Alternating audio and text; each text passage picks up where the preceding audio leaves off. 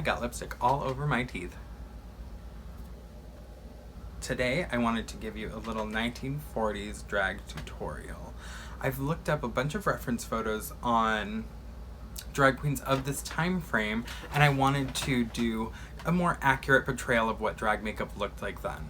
Now, the reference photos are kind of hard to find, and when you do find them, they're mostly in black and white, so I've had to take some liberties here, but I wanted something more accurate out there than the 100 years of drag videos that exist, where drag queens do makeup specific to an era in a drag style versus doing drag accurate to that era. So I'm going to be trying to do that for you today. I think I'll just get started on showing you how I got here.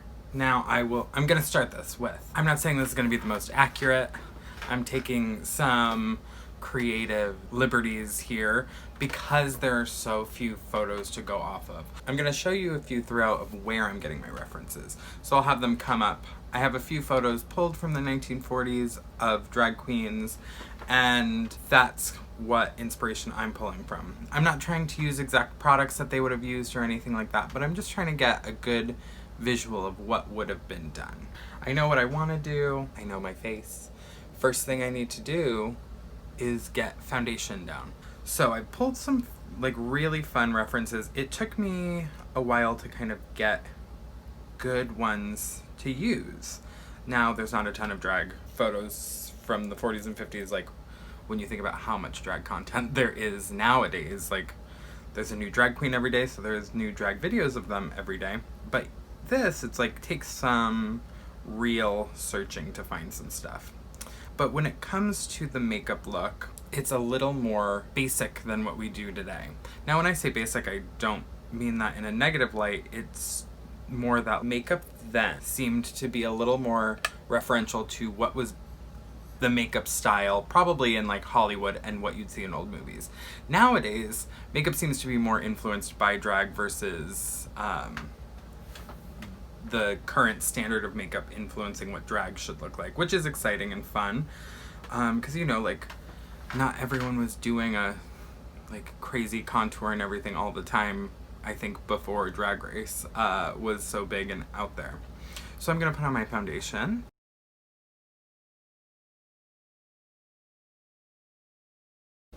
Okay, so I've got my base foundation down. Now I think that when you look at old drag photos, it doesn't look very contour heavy. There's not the kind of classic 3 shades happening when you look at them, but I think that it's still worth doing a little bit to be accurate. In this first photo I'm gonna show you, it is Tony Midnight. Now this photo could be from the 50s. It looks very 40s to me in how showgirly it is, and the hair and makeup. So when you look at this person's makeup, you see that it's not heavily chiseled, but there is a little bit of definition all around. So what I think I'm gonna do on top of my classic base is I'm gonna do a little bit of highlight, but it's not gonna be to the normal level. So I'm going to just mix up a very subtle highlight with my foundation, and then add a little bit of white cream to it, so that way it's a reasonable step. Because sometimes when I do drag makeup, I will just go straight up clown white under my eyes. For this scenario, I think it needs to be something a little more subtle. Some white from my fake Flash palette and mixing it in with my liquid foundation. I have mixed up my color for highlight, and I'm going to apply it just a little more subtly than I would maybe normally. Now I think for my contour on this, I'm going to just contour with powder because I want it to be more on the subtle side. Looking at this photo of Jackie Star, you can see a defined cheekbone on her, so I'm going to do a little bit of powder contour. Of course, I don't want it to be too heavy, which is part of why I'm going to use powder instead of a cream foundation. For my nose, I usually go very small, like highly contoured to, you know, have that beautiful classic nose. In this scenario, it's not extremely accurate, so I'm gonna just contour a little bit, but use kind of my natural nose shape to start. I'm not gonna go as small as I normally would. I know that this was kind of a Hollywood trick back then. Marlene Dietrich was one who, she knew her makeup and she knew her lighting. She would contour her nose to have that beautiful, perfect shape that I wish I had. So I'm going to do just a little bit. And like I said, I'm doing very little, like a light amount, because it's very hard to tell in these photos if these people are using contour or not. But I know that they weren't like chiseling down their nose to tiny little points like we do now. So I'm gonna keep my nose a little more natural and wide. Now that I've got this kind of quick, easy base down, I'm going to powder it all. I'm using airspun powder, which I feel like is extremely classic. It smells like everyone's grandmother. I powdered, and you can see it's a very subtle look. Now this next photo of Henry Faulkner, beautiful, very classic 1940s look, and they are wearing a very subtle amount of makeup and using kind of more of their natural brow. So I'm going to follow suit there, because my eyebrows are a little big and I have them, versus covering them, which I don't feel like would be particularly accurate. Like I said, I'm not going for exactly how they would have done it, but I am trying to get the closest look I can achieve. So, my eyebrows I will work on next. I'm going to be doing a black wig, so I'm going to put on black brows. For my black brows, I'm actually going to use a black cream. Sometimes I use eyeliners, sometimes I use eyeshadows. I don't know what would have been used in the 40s, maybe an eyebrow pencil. That is something I do not own. So the 40s shape is very rounded and thin. Not as thin and rounded as the 30s, but it's not the full like 50s arch that everyone kind of thinks of when they think of vintage makeup. When you look at photos of Jackie Starr, I'm gonna go back to this one, her eyebrows were very thin and very solid. Like I instinctively started to like do the little blend here and realized that's not extremely accurate to how it would have been done. I'm realizing I maybe should have shaved my brows a little bit more for this. Now honestly, my brows should actually be thinner for this. I might actually start this all over and shave my brows down a little bit more. I just took off those eyebrows with cold cream, and I am now repairing what was taken off of my face. I only took off the brows, which is maybe funny to some people. Like I said, I'm not an expert in makeup. I just know what I like. So I want them rounded and to start a little bit farther back. Wow, I just did the same exact thing that made me take off my brows before.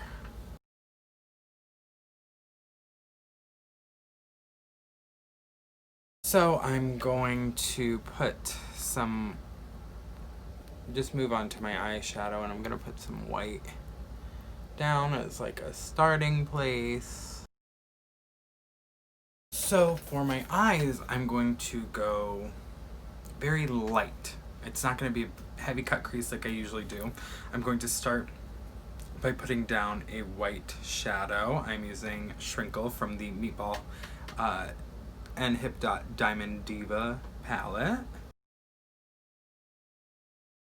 So I think I'm going to put in a little bit of color on top of this, but like I said, I'm going to keep it fairly subtle because it wasn't like big cut creases and layered eyeshadows. That just wasn't the style.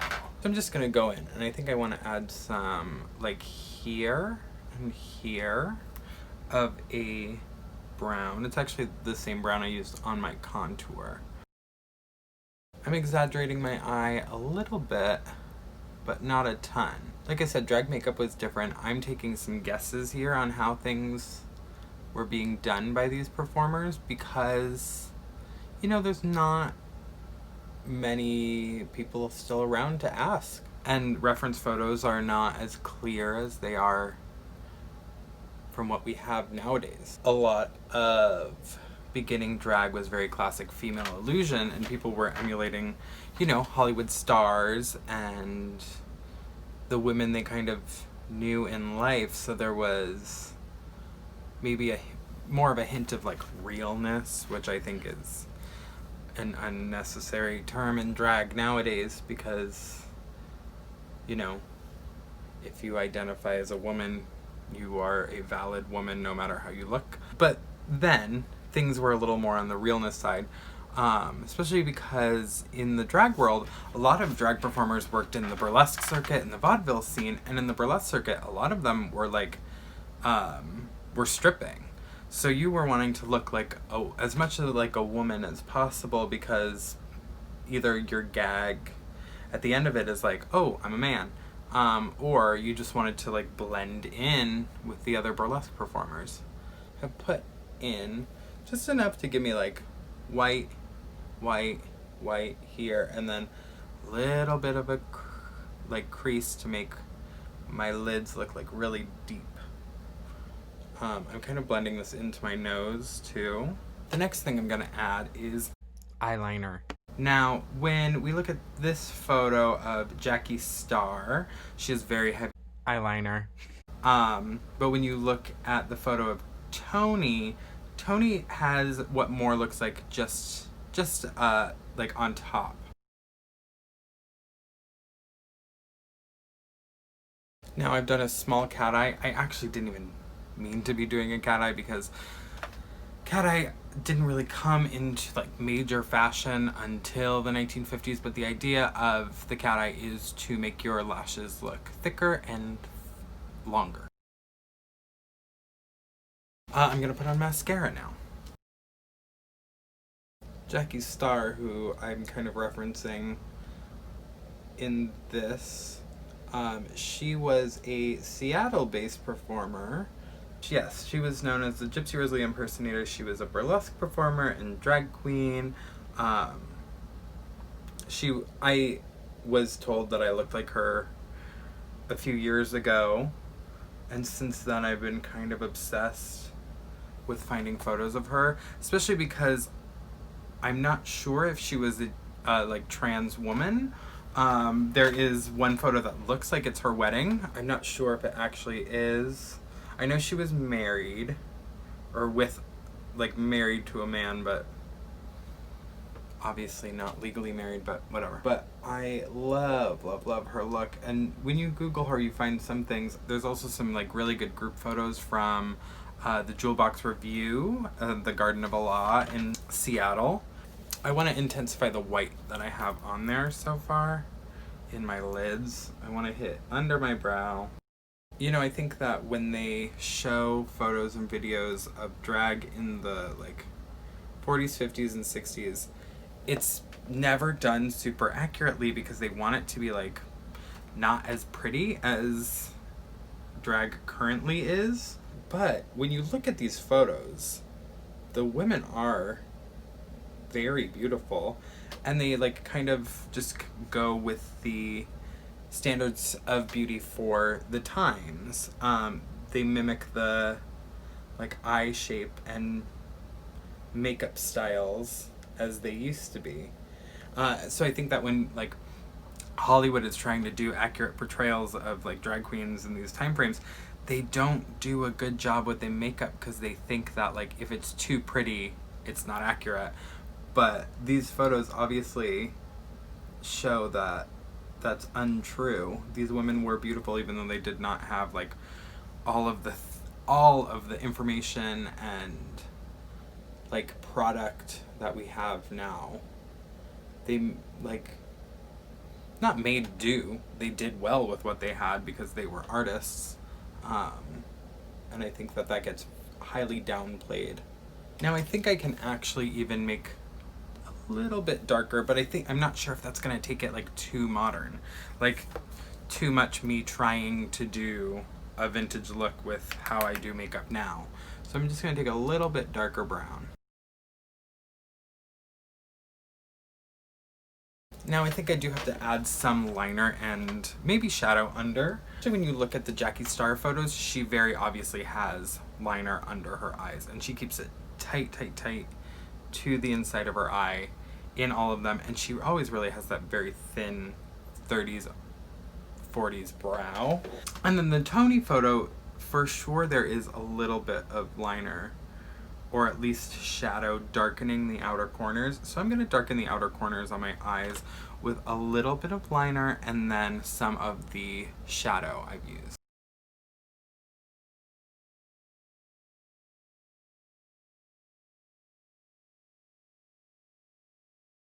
I did a very light contour. And now I want to add some blush because I think that is like has been a standard.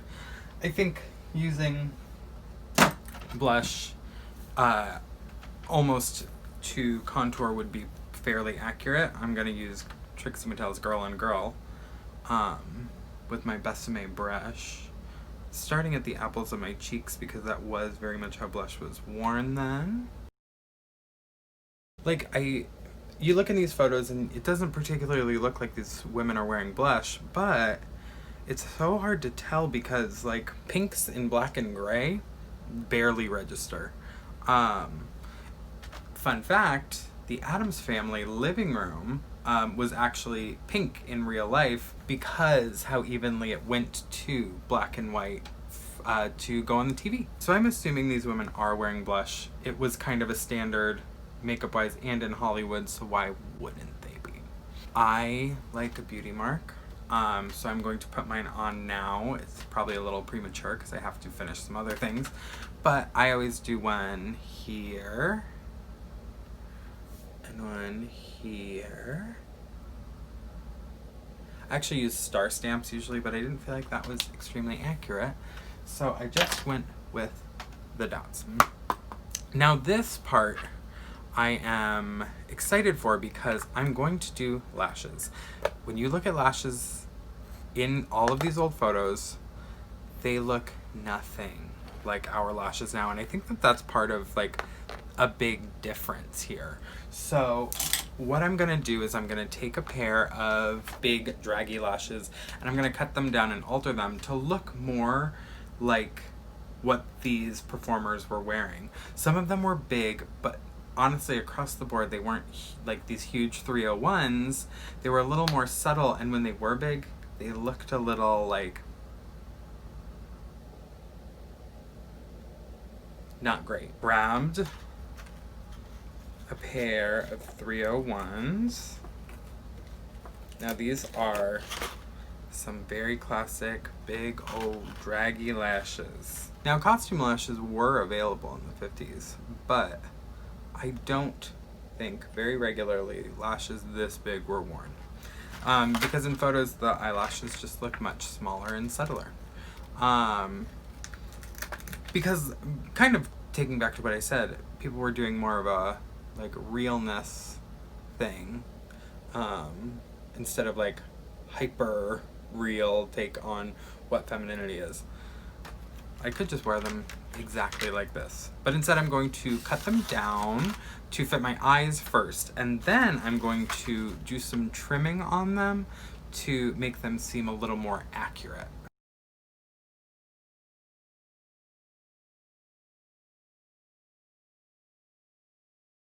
So I've cut them to my size and I've cut off a little bit of length, and now I'm going in and cutting out a little bit of the density so they have like the kind of more defined points but not super defined. And also I will be using mascara on them but I think they just needed a little bit of altering to really be more accurate to the times. No, this isn't to say that they didn't have nice lashes back then. Like, they existed. They were all just made differently. So I think I've gotten these into a pretty decent place. These are just a cheap 301 from Amazon, which is part of why I don't feel bad just cutting them up. Because if it doesn't work and I never wear them again, I at least got to wear them for you right now.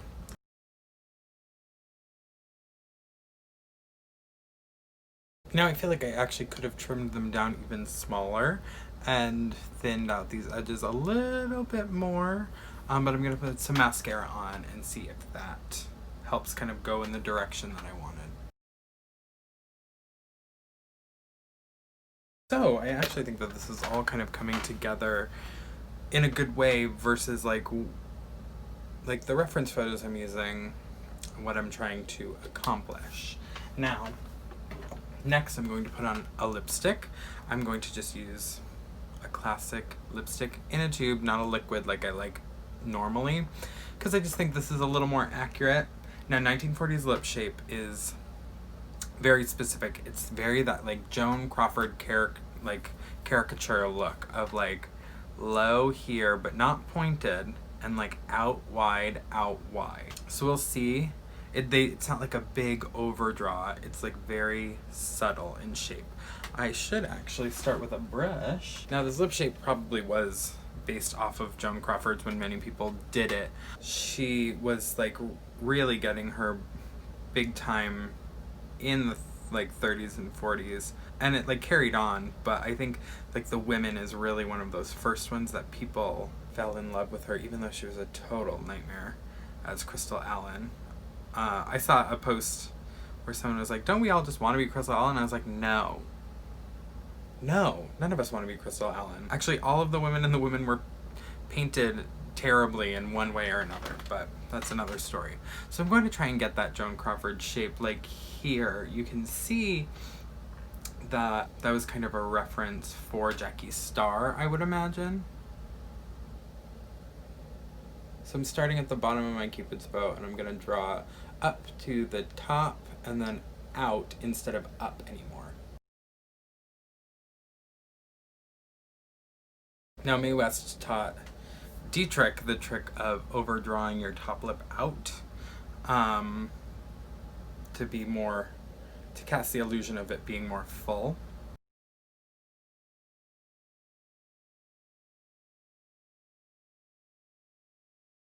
So I've got my lipstick on. This one is the Charlotte Olympia for MAC Retro Rouge Matte Lipstick. I just love it, and it has a little spider web on it, and I'm gonna be sad when it's gone. I think I've completely finished my makeup, but that's not the entire transformation, of course. I'm going to put on a different dress. This was just a very casual daytime 40s one. And I will then put on some hair and show you guys the full 40s drag look. Now I wanted to put on this cute new to me 1940s dress with beautiful bead work and two-tone. I thought it was very much like one that Jackie Starr was wearing with the cocktail. She has like a cute little 40s slash neck moment. So I thought that that might be a good place to start. Now I'm going to say, please excuse my hair when I take off this turban. I have gone a little crazy in quarantine. I bleached it too many times, but I'm back to orange, a way that many people remember me and my drag is with orange hair. But I'm back to it now. So I'm going to be putting on this black hair. It's a little messy, but we're gonna have some fun with it.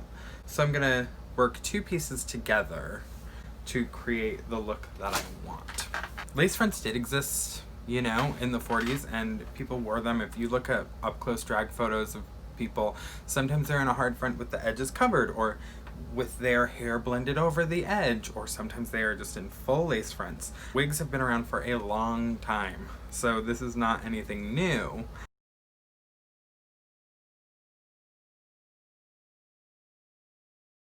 But now I'm going to take this clip-on bang made into a 40s bang style and apply that Here it is. This is my 1940s drag. I would say that this is fairly accurate to how a drag queen would have done her makeup in the 1940s because it was very referential to how fashion makeup was done at the time versus how drag makeup was done. Drag queens just tried to emulate the women they saw in movies and on TV and in their real lives. So it was different from kind of what we see now as drag makeup. It's a little more subtle, but when you look back at the photos of Jackie Starr and Tony, it has that same idea. I wish my eyebrows could have gotten a little thinner, but I think overall I'm happy with this look. Like, this is very much a daytime me going out and doing something because it's not extremely heavy, it's not glitter heavy. It just looks nice and natural. Let me know in the comments what you think of this. Do you think this is drag makeup that you would do? Do you think this even looks like drag makeup? Or does this just kind of look like everyday lady makeup to you? You know, drag is subjective, so you might not look at this and see drag, but I wanted to do something nice and accurate to maybe how 1940s drag was done for you. Do you guys want to see more of these? I'm planning on doing a 1920s, 30s, 40s, 50s, and 60s. This is your 1940s video. Thank you so much for watching.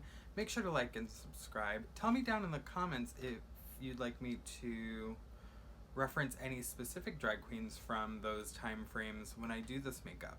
I have really enjoyed doing this one for you guys. I hope you liked it. Like I said, make sure to like and subscribe. Comment below with more things you'd like to see on this channel. Thanks for tuning in. I'll see you next time.